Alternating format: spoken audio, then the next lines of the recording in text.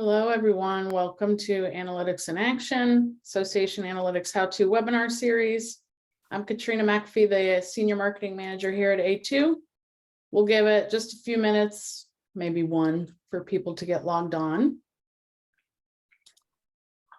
Greg, fun question to ask the group. Let us know where you're calling in from, maybe any fun spring break plans.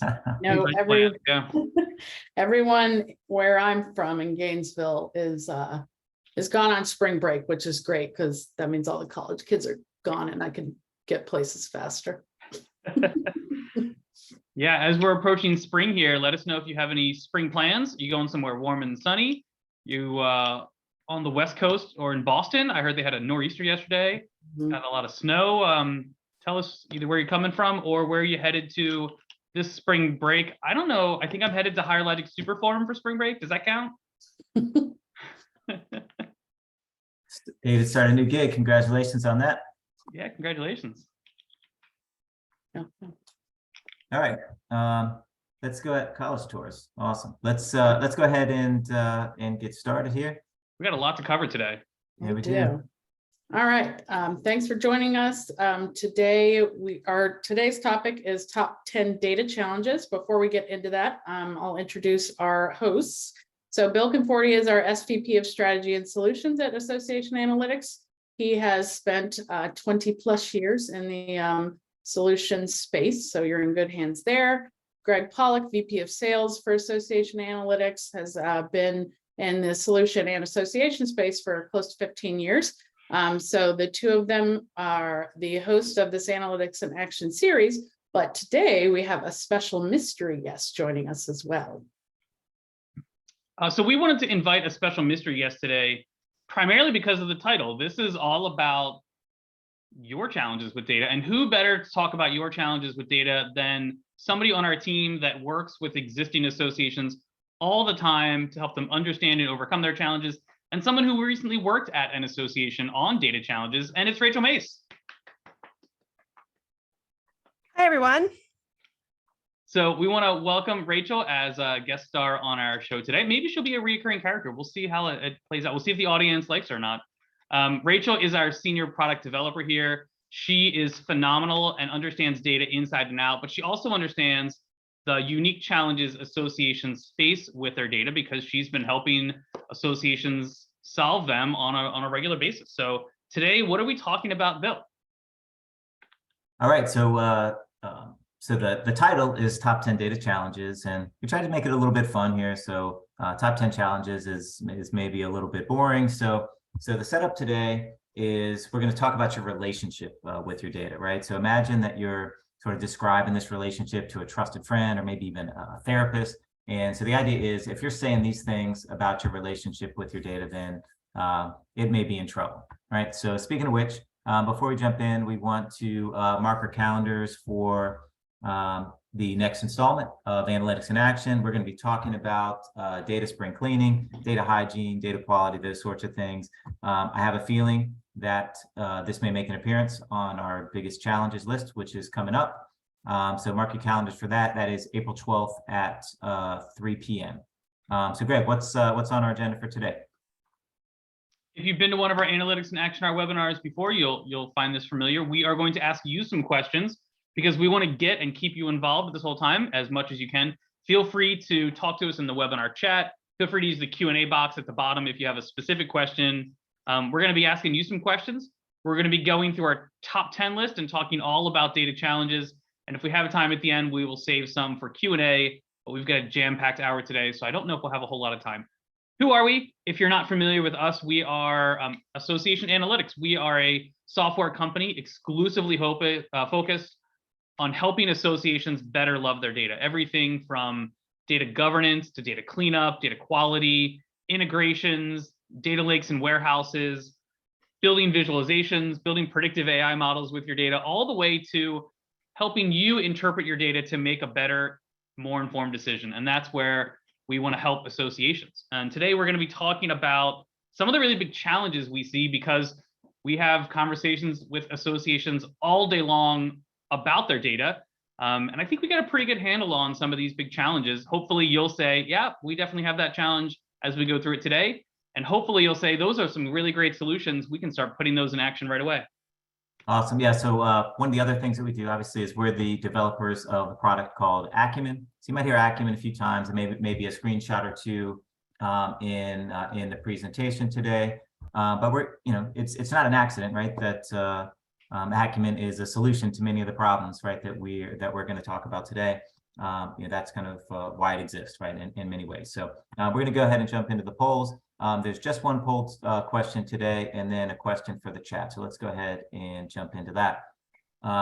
So keeping with our relationship theme, which best describes your organization's relationship with your data? So choose the answer that fits best. Is it non-existent? Hopefully not that. Is it tenuous? Is it steady? Everything's going well? Hopeful, right? Not so good now, but you're hopeful that it's going to improve. It's already slowly improving. Or is it solid, right? You're an old married couple, something like that. I like how some of these are emotional answers, not necessarily technical answers.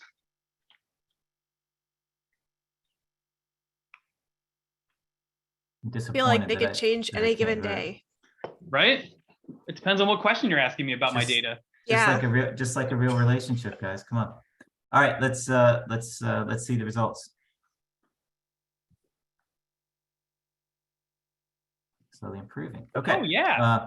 So for the benefit of those watching on the recording, so I have 14% say tenuous, 8% say steady, 20% of us are hopeful, right? That's a good sign. Slowly improving.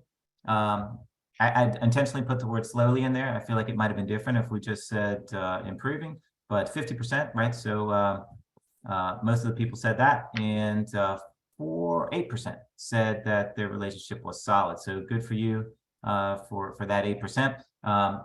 Hopefully those 8% can come into the chat and share some of their secrets with the group as we go along. Okay, so thinking about that, keep that relationship in mind as we go through some of these things that you don't want to really be saying about your data. So this one is for answering in the chat. What do you think the #1 challenge is going to be? So we're going to list the top 10, and we've mentioned all of these before. So if you're a veteran of the Analytics in Action series, maybe you have a bit of an advantage. There will be a prize. There is a Starbucks gift card for $15, which is like, I don't know, 2 cups of coffee maybe, and an A2 coffee mug with your name on it if you can successfully guess the #1 data challenge or #1 reason that your relationship with your data might be in trouble. So drop your answer in the chat. We would love to see it, because hopefully we can get somebody that coffee mug and fill it up with coffee. All right. Aubrey says missing incomplete data. Clean, correct data. Yeah. Duplicates. Love it. Out of date, making it useful. Too much data. Data. Version control. Okay. Multiple systems. Yeah. Anybody else? I'm gonna give you 10 more seconds to weigh in. Katrina, if you can monitor the answers, and if we have multiple winners, we'll take first one. Staff.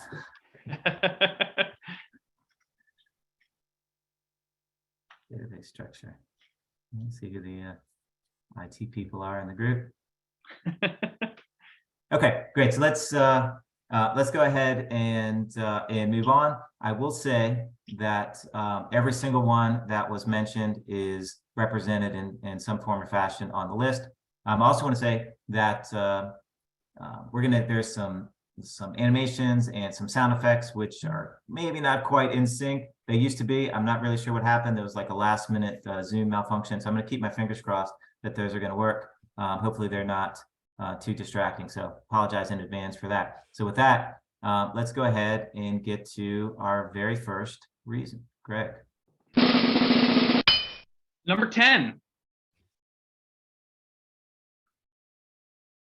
There's just too much of it. I don't even know where to start with all this data, right? A lot of us talk about the amount, the volume, and complexity of our data really becomes a challenge. Rachel, do you hear this a lot from? Craig, you're thinking about becoming a data-informed association. Maybe it's in your strategic plan. Maybe it's something that you're really embracing, but all you can think about is how many staff are going to get tied up in this. And that's before you even get to the effort of the logistics. How many primary keys are we dealing with? How many relationships do we have? There's so much data and so much volume. I don't even know what a primary key is. This sounds scary. Yeah, that's a technical answer. So that's actually an interesting segue to what I was going to say about this, which is that, you know, this is one of the few things on the list that's really kind of a tool or a technology challenge. So, you know, you can address this to a degree with people and with processes, but I really think this is a tool thing. So we have lots of data. It's in disparate sources. People mention that, and most of them, so in most cases, we either live with those disparities or we try to jam everything back into the AMS, all of the data in those green sources, we push it back, you know, but there really is a better way. And we've talked about this a lot, but it looks something like this, right? In the modern ecosystem, the idea is to separate out and centralize, you know, this important analytical data from all of that transactional stuff. And usually that's going to involve a data warehouse or a data lake. And that's going to allow you to not rely on the AMS for everything. You use sort of this best of breed type of approach.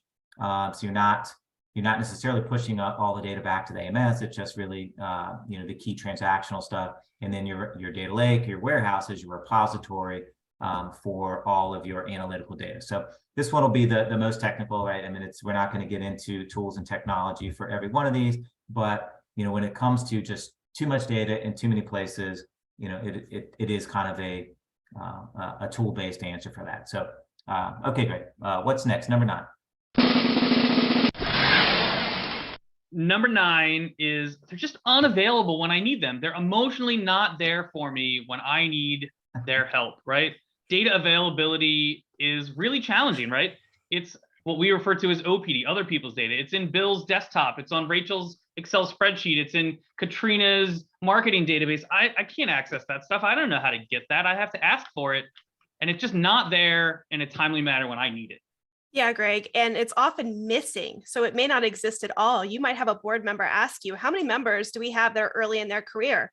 Now you have a limited amount of demographics you collect at all, let alone maintain it. But we're increasingly becoming driven by segmentation, and our business decisions are being driven by that same thing. So you actually need a new data capture policy, and you need to know where you're going to store it and how often you're going to update it, because this now matters. And this is what we're going to have to spend our time and effort on to stay relevant.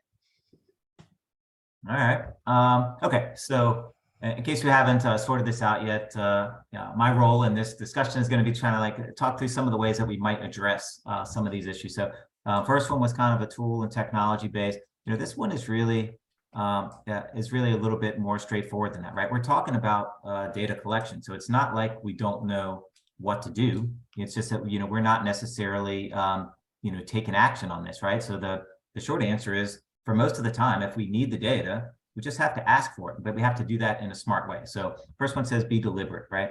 And what we always say is that you should let your analytics or your business questions decide which data that you're going to ask for, right? So a long, you know, really long membership application or meeting registration form is going to, you know, kill your member experience, right? People are going to lose interest in that. So you have to balance the need for data with the need to preserve the member experience. Or I think we've said it in other ways, like you want to provide value and don't be annoying in the process, essentially, right?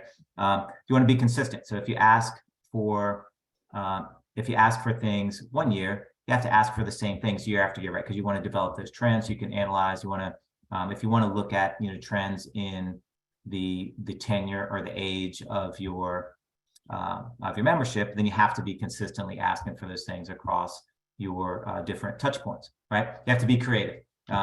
Greg told this awesome story, you know, a year or so ago on a webinar about a guy that was gathering data. He came to SAE and he basically tricked everybody into giving them their cell phone. He says, hey, look, text me and I'll send you a link for my book, or I'll send you a copy of my book, something like that. And he got the cell phone numbers of everybody in the room in about 30 seconds, right? So pretty awesome way to collect some data, right? You might incentivize your members with some kind of promotion or gamify it, but the point is you have to make them want to give you the data, right? And that's through these promotions, or maybe just through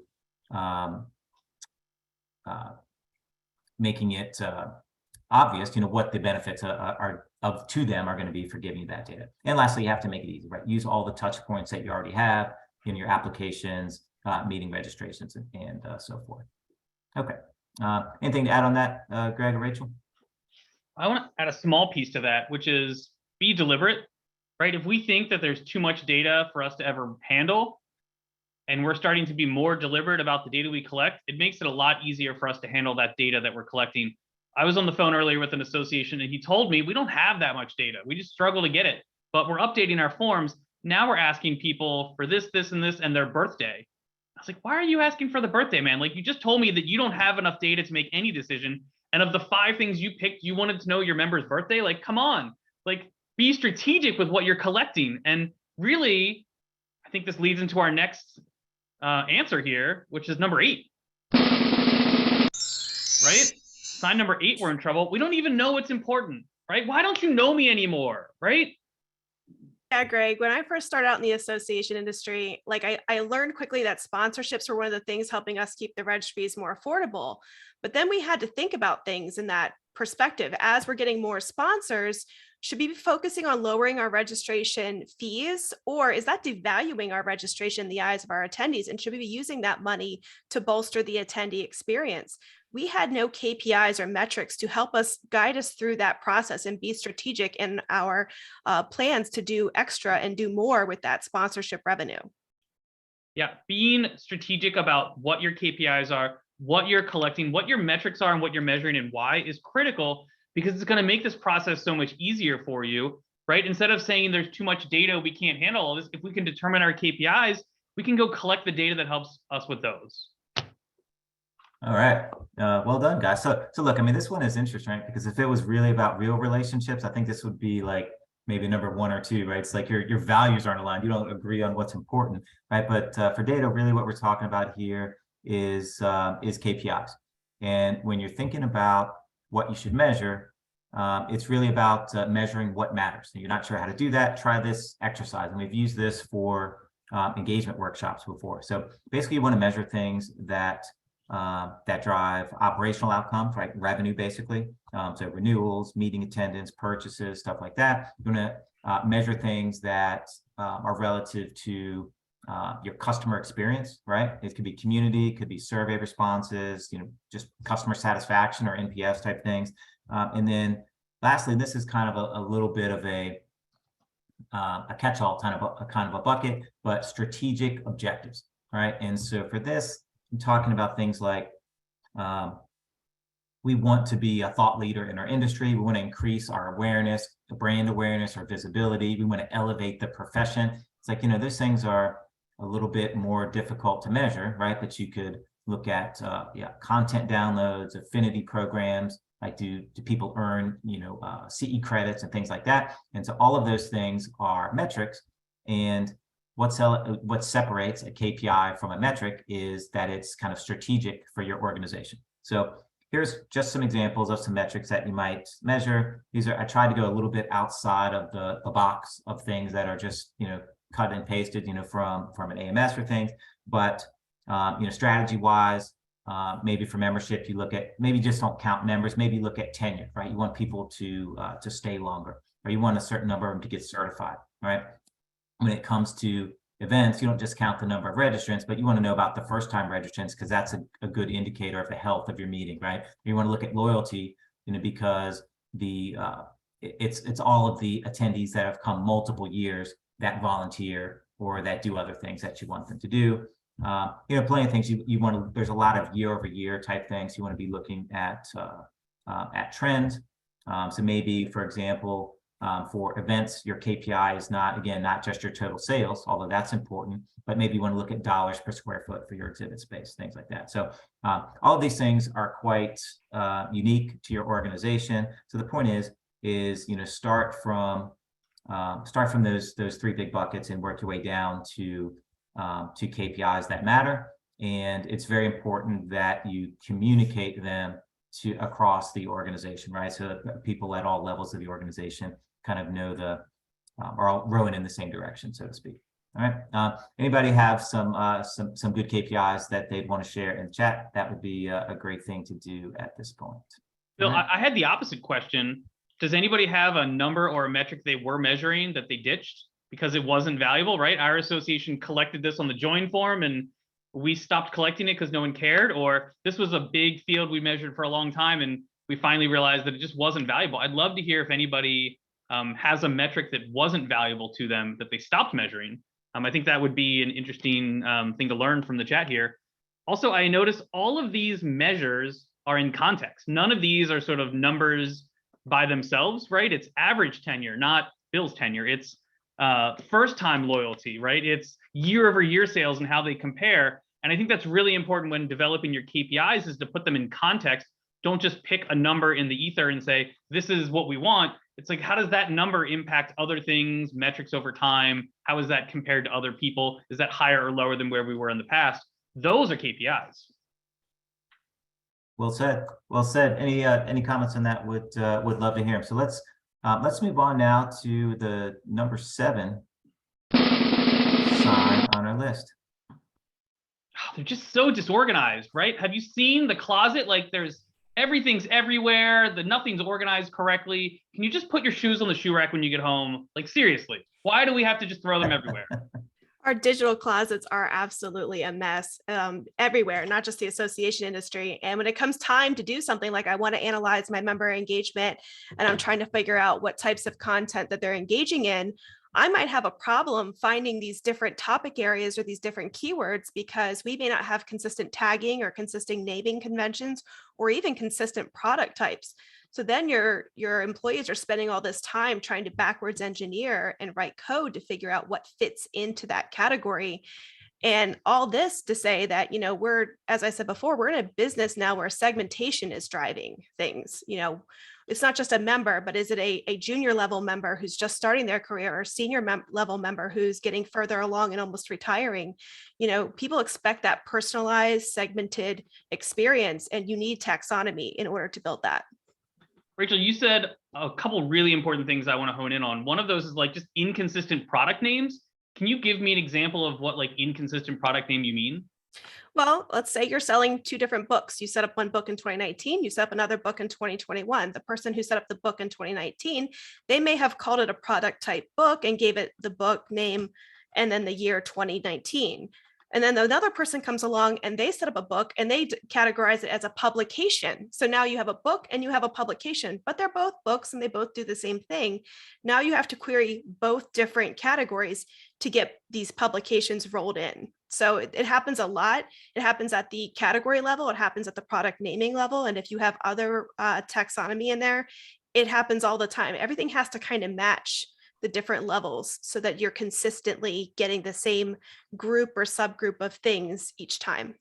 So it sounds like inconsistent naming and taxonomy might have an impact on data volume and complexity, right? If I think I have too much data and it's too complex, maybe I really don't. Maybe I'm just really disorganized and everything's in a folder by itself.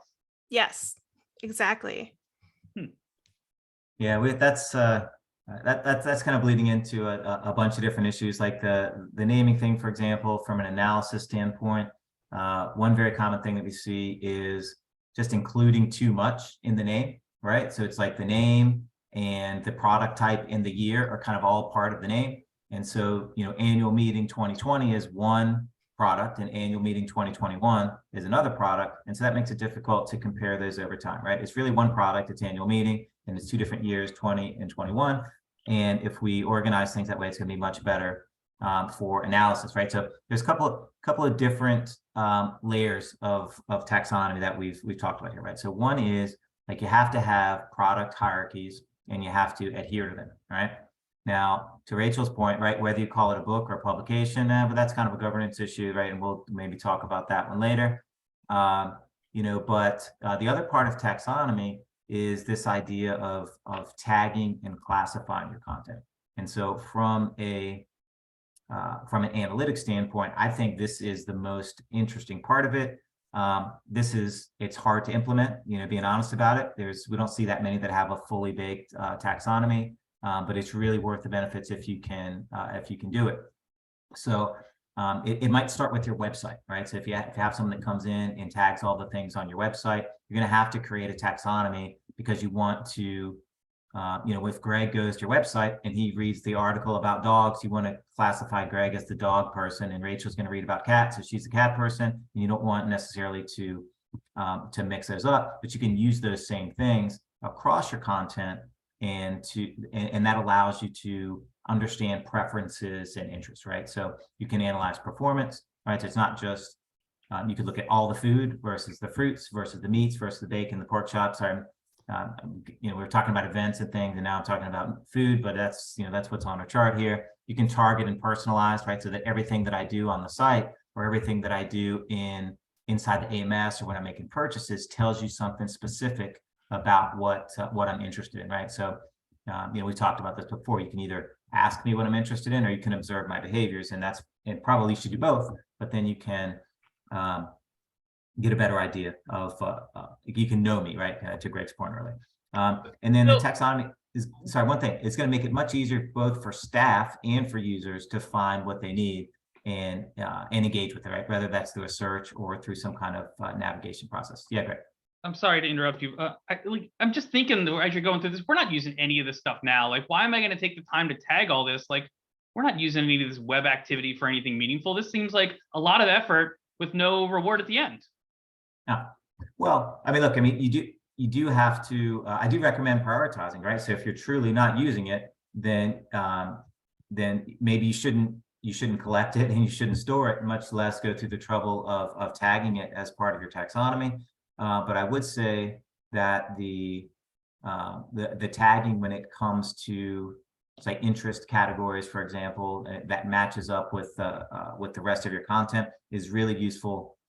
It's not just about creating a checklist of things that I'm interested in, like you put on my profile, but it's going to help you choose products. It's going to help you steer me towards the right courses in your LMS. It's going to help you understand how I engage more broadly. So I do think there's I do think there's a lot of value in that from a decision-making standpoint and customer experience standpoint. All right, let's go to number 6. They're just hard to understand. I'm not sure how I'm supposed to interpret all these things. Like, they tell me what they want, but am I overanalyzing this? Am I underthinking about this? I just don't understand what they're saying. Giving you mixed signals. Well, David, data needs to be queried, it needs to be analyzed, and then we have to put it in context so people understand what we're saying, because different words mean different things to people. So sometimes we need to incorporate some visuals in there and make it very digestible. When I worked in associations, the higher up I went to report the data, so once I got to C-suite, the more simple and contextualized and visual I made the data, because their job day to day is not as a data analyst, they're C-suite. They need just simple, digestible, easy to understand metrics so that they can continue about their day. And so I think that one thing that we need to understand is the further up the chain we send the information, including to like our board and our decision makers, the more simple, contextual, and visual we need to make our data. Can't argue with that, right? I mean, so this was, I think it was last week. Last webinar, at least, we talked about like the Lego house, right? You don't just give them a pile of Legos, you give them the house, right? Because that's what they can understand, right? And so the reason for this is, that visuals are just better than other forms of communication. You remember a lot more of what you see visually, and that's just the way you take in most of the information. So some of you might remember this. So we're going to try out the how many fives exercise. So Greg, I'm going to ask you, how many fives are there? I'm really the wrong person to answer this. It looks like a giant jumble of numbers to my brain right now, and I'm not even making that up. Okay. If you really had to figure it out and it had to be accurate, how would you do it? I would probably get like an index card and hold it up to my screen and try and like move it along so I could like literally just only see one number at a time. That's probably how my brain would want to do it. Right. You'd have to go line by line, right? So you wouldn't miss any. All right, cool. So what if we add some visual cues, right? So we help you figure out where the fives are. We highlight their location. How about now?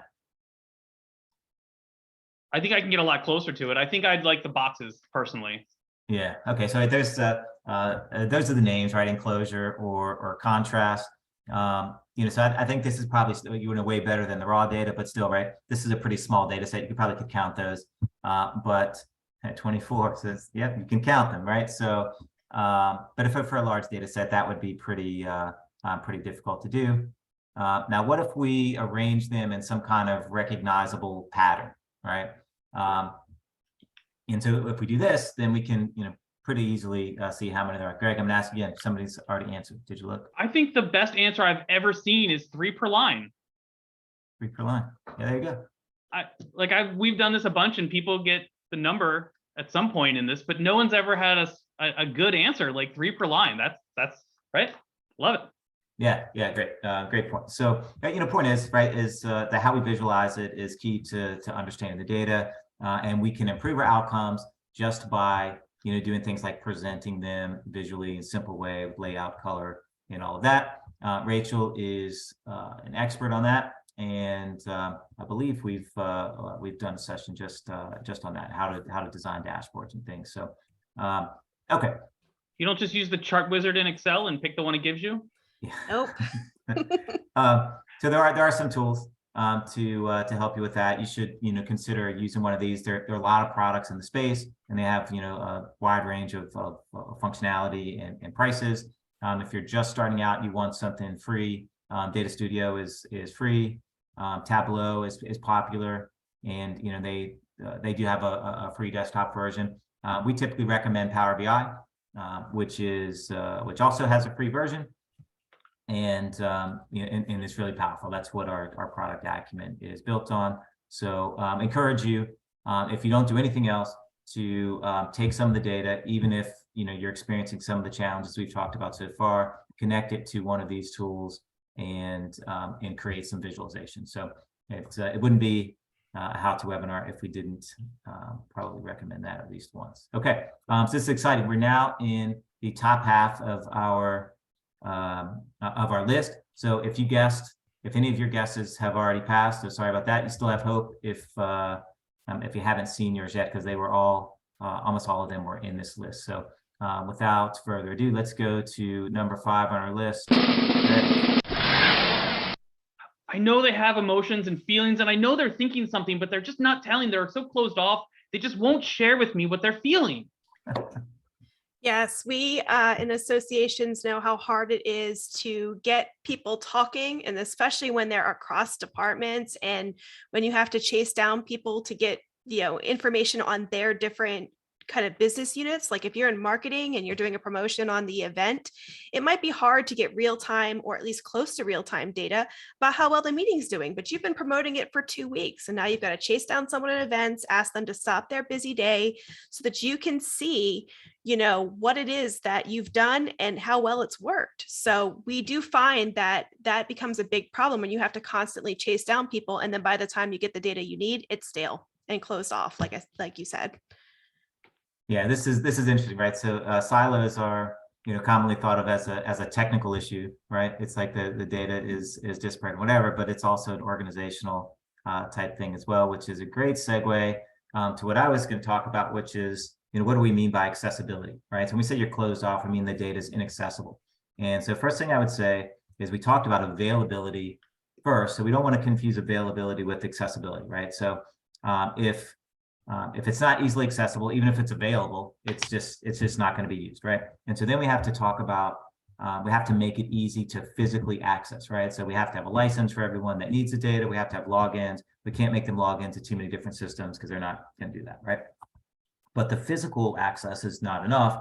It has to be understandable, right? So my book of Shakespeare that I read in college is on my shelf, and it's easily accessible to me, but it's not accessible, right? Because it doesn't mean as much if you don't have someone like a professor to help you understand it, right? So the access has to be intuitive for regular business staff, not just for analysts. And it would be a lot more useful if it were also self-service, right? I think someone said only the IT person knows how to do it. That's what we call the reporting bottleneck. And that's a bad situation. So you have to have, whether it's in your source systems or ideally in some external system, you have to have out-of-the-box reports, which are going to avoid that bottleneck and allow people to do things on a self-service basis, right? So it's accessible to everyone that needs it in the organization.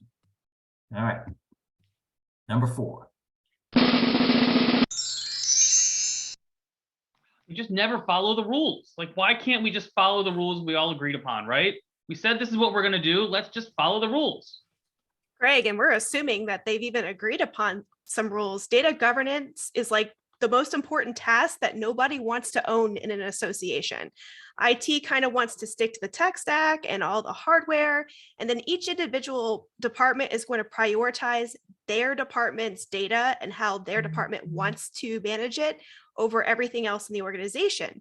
So then you get these conflicting priorities. You'll get a brave staff member who will take the time and say, you know what, I think I'm going to come up with some data governance policies. But that poor brave staff member is going to get hit with friction from jurisdiction, because now they don't have the jurisdiction or the authority to tell other departments or other people how that they should be managing their data. They'll say, well, you don't have authority over me. Why should I be following the rules that you put forth? So it becomes a very difficult situation all around. I don't think nobody wants to be the compliance police either, right? Like, oh, you entered the data wrong. Like, that's not a fun job for anybody, is it? No. So Greg, what if people are listening and they're saying, yeah, okay, yeah, governance is important, but it's too big. It's too big and hairy. We're not going to take it on. What do you say to those guys? I say waffles to those guys is what I say. All right. So look, yeah, that's an inside joke, which you'll get here in just a second. Right. So what is governance? This is like a 2-second review, but there's a set of principles and practices to manage issues and risks. Right. And there's issues and then there's risks, which are just issues that haven't happened yet. Right. And so if you look at the ways that you should think about governance. We actually did this in a webinar. We broke out into groups, and each one of the groups was concerned with one of these topics that you see here, right? So it's data quality, it's definitions, right? Ownership, to Rachel's point, right? This jurisdiction thing, collection and usage, right? So it's what data do we need and why do we need it? How are we going to use it? What are the rules around it? And of course, privacy and security. And that one is could have been its own issue. It didn't actually make our list, and I was a little bit surprised, that doesn't come up more often, but these are the most common things, right? It doesn't mean that privacy and security is not important, because it's not going to be on our top 10 list today. But okay, we can't talk about governance without talking about the 5 Ps, and those are people, process, priorities, policy, and plan. People, process, and those things are pretty self-explanatory. Priorities really just means you have to break it off in small chunks. You can receive from us a template on how to create a data governance policy, something we'd be happy to provide for you. Not as complicated as you might think. We actually crowdsourced like a framework for a policy in a 1-hour webinar not too long ago. And then you have a plan, which is just the project plan for how you're going to implement all the stuff that you have prioritized and things that have made it into your policy. So my favorite breakfast food is waffles. So I'm going to let Greg tell us about waffles as it relates to data governance. Yeah, Bill and I were really frustrated because we kept hearing that data governance takes forever, and we're in the middle of this 7-year project to do data governance. And we said, BS. And we did data governance in a 1-hour webinar, because we followed a very simple framework of make it workable, right? It's got to be an achievable project. It's got to be affordable. This can't cost a ton of money, and staff resources cost money, right? It's got to be fast. We can't let this project languish on for 9 years where we meet every Thursday and talk about one topic and never get finished, because people just aren't going to do it. You have to pick the things that you're focused on. You don't have to solve every data governance challenge in the world. You got to focus on the things that are most important for you. Right? And you don't have to go as deep as the ocean. You just have to skim the surface on why those things are important to you, right? These are the things we're focused on. These are why they're important. It's easy to follow this policy because we didn't go as deep as the ocean. We just kept it really simple. Here's what we're doing, right? And that makes it sticky for people, like the delicious maple syrup on Bill's waffles, because it's an easy process. It's not this, massive 100-pound omelet. It's some lightweight waffles. You can easily down these. Come on. All right, that's taking us to our top 3. It's getting exciting here. Let's see. Number 3, I do not trust them anymore. We are going to go to Maury. We're getting the DNA test. I don't believe this. Yeah, I mean, this is a big topic around data, is not trusting the data. but it really comes down to a lot of times the definitions and parameters you surround it with. So I have been one of those people where I have pulled one report of current members and other people have pulled reports of current members, and our reports didn't match because somebody pulled on the current member flag and the other person pulled on the current member end term, like on their membership transaction line. So we have two different numbers here. We both turn them into our leadership, and then one of us looks like either a liar or incompetent. And that is really difficult because then it establishes a lack of trust, not just in the data itself, because, well, which number do I trust, but also among the people who are delivering you the data. It actually affects your relationships in the workplace with people. So there's trust on all levels when your data isn't trustworthy. So I had I know some people chose this one as the number one. I was surprised it didn't come up a little bit more, right? So this one is number 3 on our list. There's a couple others that edged it out for the top spot, but trust in the data is very often, something that we see, and there are lots of reasons, right? Culture is a part of it. Just data literacy is part of it. But I think the biggest reason is data quality. And so we really want to encourage you to invest in data quality. So Greg and I did a talk where we talked about overcoming the fears related to dirty data, and the takeaway from that is really that data quality issues are important. They need to be addressed, but they're not mountains, right? That can't be moved, right? These are things that you can deal with, that you can address a little bit at a time on kind of a continuous improvement type basis, right? So we're talking about data quality, talking about integrity, right? Which is consistency across systems and over time. Talking about completeness, currency, right? Is your data really old? Right. We're also talking about governance and management as well. So, right, governance being, all those rules that we talked about, and then the data management piece is how we're going to implement, right? What are the logistics and the tactics that we're going to use to achieve that data quality? So, but all this stuff aside, really, the most important thing about data quality is really just to try, right? To take some time to invest in it. And it's not going to be perfect, but don't let that get in your way from addressing it at all, right? Any comments on that, guys? I think that's maybe make it like a monthly thing. Like this month we're focusing on job function. Let's clean that up. All right, I love it. So quick plug is we're going to be talking about data quality next. What was the date on that one, Katrina? Could you put that? Remind us. What's the date of the next webinar? Yeah, so that that one we're going to talk about stuff you should be doing throughout the year, but maybe hone in a little bit more on kind of like the big spring cleaning, right? Like the real effort, right? Where you really concentrate on things for for a specific period of time. Okay, top 2. So let's go to number 2 on our list. Number 2, we're just so disconnected. Yes. So we've alluded to this before with the silos. We talked about accessibility, and it goes hand in hand with silos because they often kind of interplay with each other. But we don't, our members don't operate in vacuums. Our association may have silos internally between membership, events, and marketing, but our members don't. They join and become members, they attend events, they donate to PACs, they do a lot of different things. And so we want to overcome those challenges by opening up the data so that people can see what our members are doing at all levels. How many emails are they opening up? How many donations are they contributing? How many events have they attended? Everyone should know this data and have access to this data so that they can do their jobs better and reach out to members and perform for them better.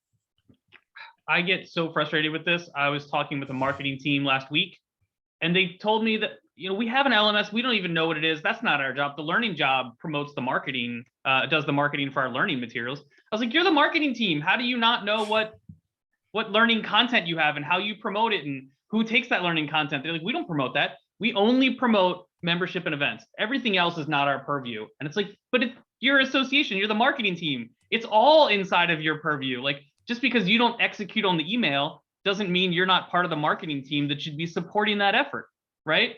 I feel like this is a big pet peeve of mine where it's like, well, that's not my job, that's their job. They need to Membership figure that out. engagement is everyone's job, just to be clear. Everyone's job. Everyone's job. I feel like that should be a title for an upcoming talk. So quick question, you can jump in the chat and weigh in on this if you want. When we say we're so disconnected, right? We're really talking about integrations, right? We're talking about this is more of the technical side, right? The systems are just not connected, and I know a lot of people brought that up as what we thought was going to be the number one. And so what I'm wondering about, right, and Gail is kind of weighing in on and kind of where I'm going with this, which is the fact that there's a disconnect. Is that more of an organizational thing, and the organizational silos kind of that we talked about before, or is it more of a technical thing, right? So what we had in mind here is, hey, look, we have a marketing system and we have a community, and those don't communicate with our AMS, right?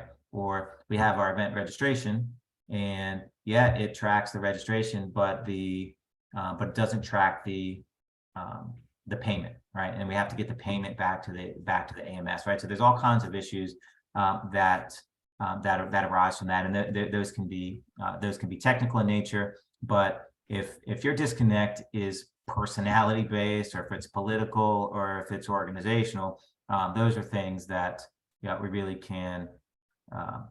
should be able to solve right away. So what about silos, right? So you have your AMS, you have your email platform, your event system, community, your LMS, website, right? Lots of other stuff, right? Maybe you have an advocacy system, maybe maybe you have surveys or something. What are we missing, Greg? What else? What are other common data silos that we find, right? Donor management, maybe. Donor management, surveys, abstracts, Zoom webinars, award submissions, the donations to the PAC, the advocacy data we collect, that thing on Rachel's desktop in the Excel spreadsheet that she puts numbers in all the time and I need access to. All of these are our data silos. Yeah, right. So there can be a lot of them, and we don't need to necessarily suggest that all of them have to be fully connected at all times. Like anything else, you start with what's important, and then you work your way down from there, right? Being deliberate about it the whole way through. So not to make this a commercial for Acumen, but as we discussed at the beginning, part of the reason that the product exists is to be a solution for some of these common challenges with data. Integration is one of the biggest, right? So it's how do you get all of your systems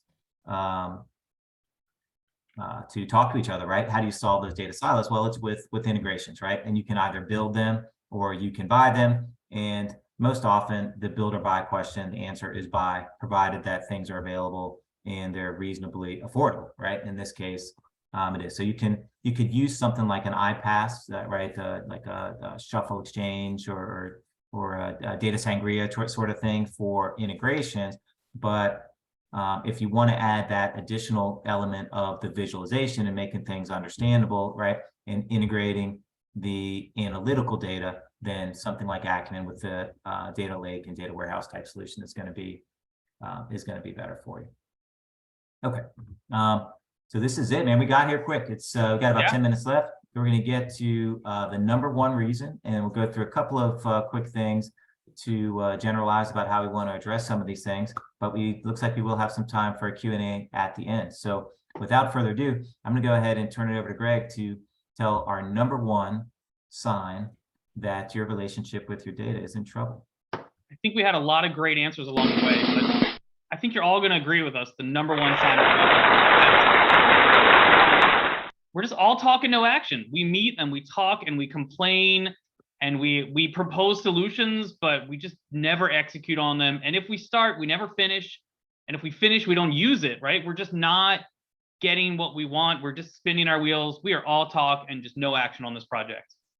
Yeah, recently I was working on the community module and I'm just, fact checking and checking on the sentiment data. And on doing this, and someone asked me a question, they go, well, what do we even get out of this community data? I'm like, are you serious? My mind was completely blown, because this is quite literally where members are giving you the blueprint of how to make them happy, especially the negative sentiment.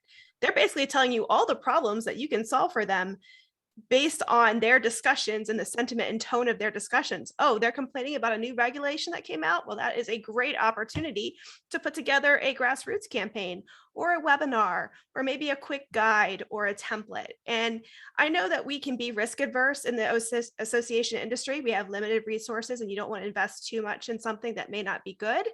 But there are ways to do little experiments and use that data to come up with ways to better the lives of your members. Because if you don't, somebody else will.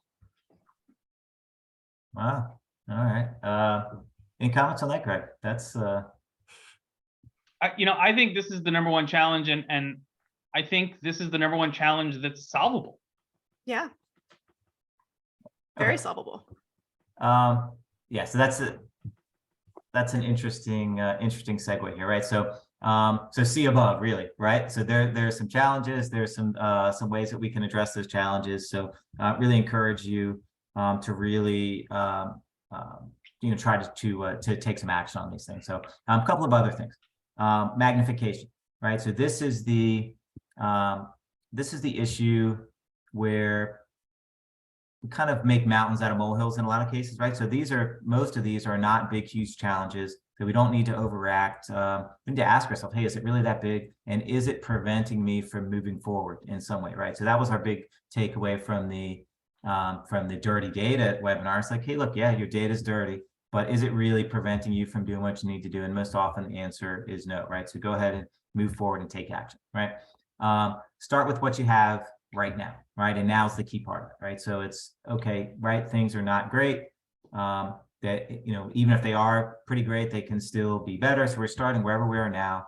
But the point is that we have to do it now. So let's not put it off, to some future time, right? So, right, the best time to plant a tree is 20 years ago, right? So that's another one that makes its way into like every third webinar as well. So, okay, quick wins to stay motivated, right? So we don't have to tackle this all at once, but if we can get some quick wins, this is how you overcome the inertia, or what we've called before the activation energy, and don't lose it if things don't move fast, because this really is the type of thing that's a continuous improvement process, right? So, none of these challenges are things that like exist today and they're gone tomorrow, right? If you can just do X, right? There's no tool that you can buy that's going to solve all these things and prevent them from ever coming up again. There's no process that you can create, that you do one time and that you never have to do again, right? So these are all continuous improvement types of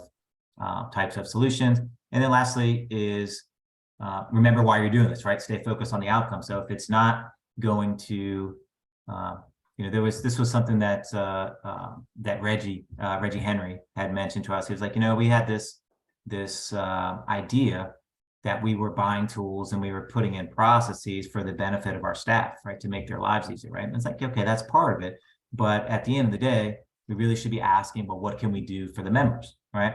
And so to keep those outcomes in mind, right, that member experience, growth, right, excellence in whatever specific area that you want, including operational things, right?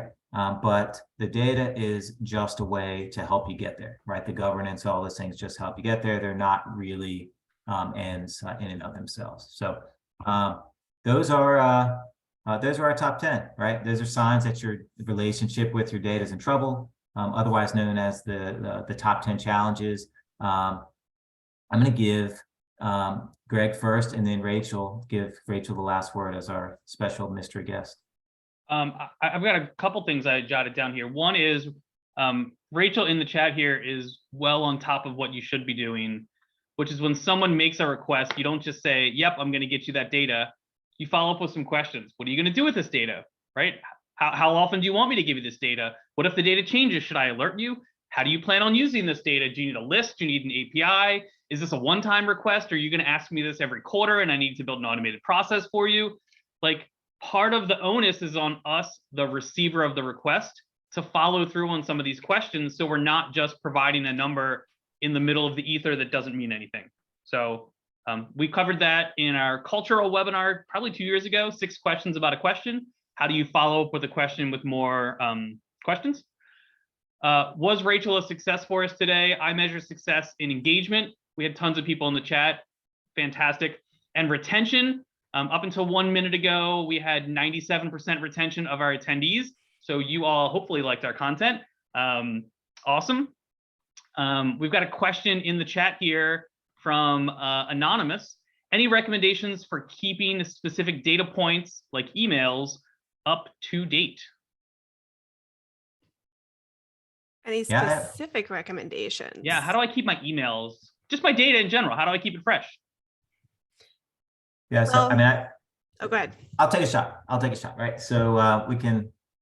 I said we'll give you the last word, so we'll let you answer as well. But really, you're going to continue asking for it, right? I mean, you have different applications, you have registrations for different things. So really, the key is knowing that that Bill with one email address is the same member or the same person as Bill with a separate email address, and then it's really just a matter of excuse me, of merge and match type things, right? So you keep your records up to date. So the way you get the updated email addresses is you ask for them, all right? I mean, that's pretty simple. But the key is once you get that new information, you have to be disciplined about updating those records, you know, so that you don't create a second rec. You know, it's like Rachel number 1 and Rachel number 2, right? You have to know that it's just Rachel with a new email address. You can also build it into your processes on daily, weekly, annual levels. So you're taking a call, maybe it's a member call, and you say, hey, can I just, while I have you on the phone, take a minute to confirm your email with you? You kind of make a culture of verifying information. My husband does this a lot with registration and annual meeting stuff. He'll be on the phone and he'll say, hey, can I just confirm that this is still active and relevant for you? Would you prefer me to change your email to something better? And those just 2 or 3 little questions then updates that record, and more records continuously get updated because he's proactive and making sure that he is using that time that he has, that captive time with the audience, to capture and update information. Awesome. Yeah, it doesn't have to be a complex technical solutions, right? Just build it into your process. Okay, awesome. Thanks. Thank you all for spending some time with us.